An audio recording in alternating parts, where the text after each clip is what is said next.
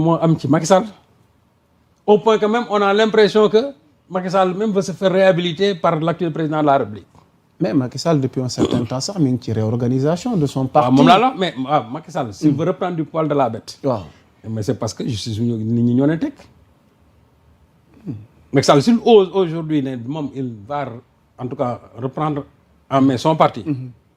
ak li mu fi bàyyi fii yëpp. mais man dama bëgg a waaru Macky Sall dañ ko war a Macky Sall nee naa leen Macky Sall ñi woon njëkk interpellé ci dëkk bi Sall li fi xew. ok non mort de 2021 jusqu'à aujourd'hui mais ça porte l'empreinte de Macky Sall ok et de ses sbires. donc moom tey daal amul ku ñu war a mën a interpeller ci dëkk bi te moom du ci jiitu. et man li ma jàpp mooy tey. Macky Sall c'est pas quelqu'un qui doit être candidat à une élection dans ce pays. ah bon. ah oui avec tout ce qu'il a fait dans ce pays. oui. ah non mais yaa Moussa comment tu peux expliquer yow nga nekk président tu massacres ta population kooku bëgg a ñëw nekkaat encore président de la République c'est-à-dire que di ko xalaat quoi man jàpp naa ne moom Sénégal dootu fi nekk di président mais kooku waratu ko woon sax xalaat et on doit même plus lui donner l'opportunité juridique sax aujourd'hui Macky Sall mu ne day nekk candidat. alors qu'en est-il de la responsabilité du nouveau régime. mais sur le cas Macky Sall mais on traîne les pieds. on traîne les pieds c'est-à-dire que ça ne se comprend pas on traîne les pieds Macky Sall bu fekkoon ne tey. moom moo nekkoon sous cette posture là. kon waxatuñ ko man jàpp naa ne Macky Sall moom ilaa yow mi di ni il ne doit plus être candidat à une élection dans ce pays. avec tout ce qu'il a fait dans ce pays. mënatu ko nekk. mënatul nekk candidat à rien absolument rien. waaw. ok c'est important. léegi nag man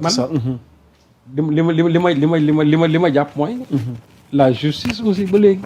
qu'est-ce qui explique que la justice quand même traîne les pieds. Okay. Sur le cas de Macky Sall. c'est important le cas de Macky Sall alors sëñ Saliou dañuy njëkkanteeg waxtu bi il y a aussi ci atum 2025 mi l'affaire Madiambal Diagne moom it marqué na tey jii nii xew-xew yi ci réewum Sénégal épisode boobu dikkaat nañ ci lu bëri yoon mais que retenir finalement de l'affaire Madiambal Diagne bokk na tamit ci li marqué 2025 bi ci wàllu yoon.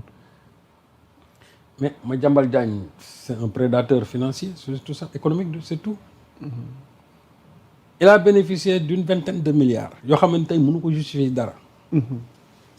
Madiambal Diagne nee na moom xaw ma apporteur d'affaires la xaw ma nan la il a pu bénéficier de ça waaw mais d'accord mais xam nga bu ñu la tuumaalee ci mbirum xaalis.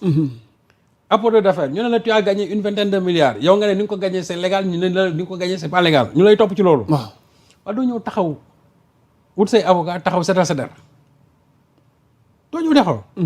mais fii on a appréhendé des gens qui sont là moom lu mu ciy daw. parce que xam nga Madiambal moom son problème c'est Ousmane Sonko c'est pas quelqu'un d'autre. ah ok.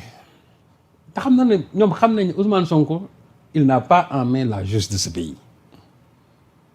Ousmane Sonko n'a pas en main la justice de ce pays. donc Madiambal Diagne tey la ko waroon. moom tey jabaram mi ngi ci kaso bi. doomam mi ngi ci kaso bi ba léegi. bàyyi nañ benn doomam je crois sous contrôle judiciaire. li ko waroon. mooy naa ñëw seetal sama deru njaboot. ok li ngeen mooy tuumaal dara du ci dëgg. au besoin libérer ma famille. man je reste en prison. te yàlla xam na ne tey Madiambal Diagne bu ñëwoon. teg ay arguments yu dëgër par rapport à ces milliards là qu'il a gagné. ba ma am ci man lu parce que ma déglu version ñeneen ñi ba am ci benn conviction. wallahi je serai le premier à le défendre. mais ki ne bëqit daw. dem taxaw ci biti il mène un combat politique parce que Madiambal aujourd'hui il mène un combat politique.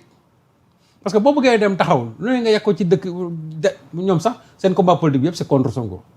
parce que ñi ngi ragal ginnaaw le président de la République tey fi mu ne nii ils sont en train de tout faire pour jéem a sax coller Sonko ay problème ay dossiers de sécurité et cetera yu demee noonu. dégg naa ko muy wax mais loolu bala muy neex da nga ñëw ci réew mi nga wax ko. mais ñoom seen problème yëpp du Bassirou Diomaye Faye. du kenn seen problème c'est Ousmane Sonko boo gisee ñu ci bëri tey di lëkkaloo ak Bassirou Diomaye Faye. moo lay wax ne ñoom ils ne sont pas contre le passif de. Ousmane Sonko la ñu contre. ok donc Madiambal. man jàpp naa ne son dossier là bu bëggee mu leer. du toog France parce que ñu ngi koy bëgg a extrader muy dem di wut il a saisi la justice française pour kenn bañ ko extrader kooku mooy dafay toog alors que lui bi mu fiy jógee li mu waxoon man pour man jàpp naa góor ca wax maa ngi dem c'est pour mieux préparer ma défense wante kii dem justice France daan na leen dañ maa bëgg extrader du ma dem indi ay justificatif kooku mooy fas yéene wul ñëw ci réew mi te doon na ñaaw lool ñu ne dañ ko extrader ñu tax ko indi loolu moom pour man jàpp naa ne gàcce la ragal kaso nag warul tax ma jàmbaleen du ñëw ci réew mi na ñëw setal deru njabootam buñ ko dee bàyyi ñu bàyyi ko buñ ko dee jàpp ñu jàpp ko on n'est pas dans un régime dictatorial hein. Et puis aussi Ousmane Sonko n'a pas en main la justice parce que ñoom ñoo loo wax ñu ne Sonko Sonko ne dirige aucun magistrat dans ce pays waaw Sonko dirigé wul benn magistrat donc bu ñëwee moom li ñu koy tuumaal na dem pôle judiciaire financier bu demee moom foofu mu expliquer avec ces gens-là c'est tout. c'est important beneen fànn actualité mbokk yi waxtaan wi mi ngi dox di wéy ñu ngi leen di nuyuwaat yéen ñi doog a dabe tey nag décryptage spécial la ak Serigne Saliou Gueye ci atum 2025 bi nga xamante ni daanaka tey lañ ci noppi alors Serigne Saliou ñu bëri itam bëgg xam tey sa njàngat ci classe politique bi mais notamment l'opposition ci atum 2025 bi seen taxawaay ay jamono gis nañ marche yi ñu fi initié parce que am na lu bëri lu ñu rafetluwul ci nouveau régime gi jàpp nañ ni dafa gën a métti que ci nguuru Macky Sall alors tey comment Serigne Saliou tey jii nii apprécie la démarche de l'opposition notamment ci atum 2025 gi ñu génn ni tey. le malheur de notre pays. sous le magistère de Bassirou Diomaye Faye c'est qu'il n'y a pas d'opposition. déedéet xanaa Serigne Saliou. Il n'y a pas d'opposition. Dans la classe politique actuelle. Quel est le seul leader politique affirmé boo xam moo fi nga fi génn. mu tenir un discours politique bu nit ñi mën a dégg d'opposition amut. boof du ma ne am na mais mën naa njort séntoon nañ ko ci Amadou Ba gisuñu ko mais. Thierno Alassane. non Thierno Alassane il ne fait pas de la politique. Thierno il est dans la rancune mais Thierno il ne fait pas de la politique. malgré dossier Azer gi nga xamante ni mi ngi ci ba tey. non xanaa moom Azer rek a fi nekk. alors que moom Azer googu muy wax noonu moom dafa am lu mu fa bàyyi. te heure bu ñu ko ci interpellé am na benn dossier boo xam ne moom quand il était ici en tant que ministre de l'énergie. am na benn dossier boo xam ne moo ngi ko fay topp ba léegi mais dossier boobu heure bu ñu ko agité du ci wax. chaque fois que les gens agitent ce dossier moom du ci wax moom j'ai l'impression que aujourd'hui sa chasse gardée ou bien son pain béni c'est simplement l'Azer. mais mën nga Sénégal yëpp sa discours politique bi yëpp Azer kese la. man xamul lu ma bëggoon mooy c'est-à-dire que une opposition boo xam ne nii qui critique et qui fait des propositions comme ni ko Sonko doon defee Sonko dafa ñëw am indi benn boo gisee Sonko nit ñi topp ko moo tax ma ne c'est pas pour les beaux yeux de Sonko c'est pas pour ses beaux yeux Sonko dafa am lu mu ñëw indi une façon autre de faire la politique indi lu bees ci politique teg Sénégal yi adopté loolu wane une démarche de transparence wane man mi je suis transparent man dama set wicc je suis incorruptible te li ñuy njëkk a seet ci nit mooy koo xamante ni dañuy war ne amul benn dossier xaalis boo xam ne ni yow mos nga cee tax loolu moo jafe ci réew mi Sonko bu mu ñëwee loolu lañ njëkk a jaay nit ñi ne leen man maa ngi nii set wicc ku ma amal loo may tuumaal moo ko Bougane mais Bougane il n'est pas dans la politique. déjà moom agité na une plainte ci ndodd Sonko ak benn DG ci rapport ITIE bi mooy li ma wax c'est-à-dire que qu'il y a flou ci gestion industrie extractive ça montre la faiblesse d'esprit vraiment de nos hommes politiques. xam nga Bougane bu ne day porter ay plainte ak yooyu moo la c'est-à-dire que et puis boo xëyee pratiquement tu investis tous les médias c'est-à-dire une bonne partie des médias ñu titre la à la une Bougane comme ça. Qu'est-ce que tu as en tiré?